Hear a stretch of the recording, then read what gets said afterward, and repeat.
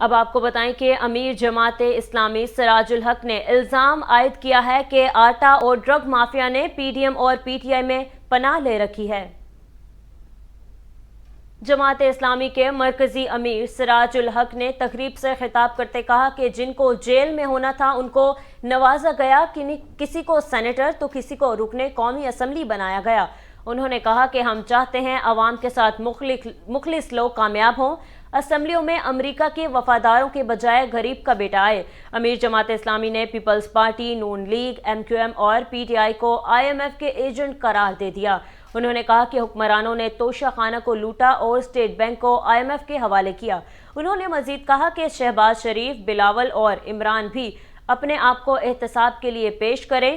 معیشت سود سے پاک اور عشر و زکوٰۃ کا نظام ہونا چاہیے۔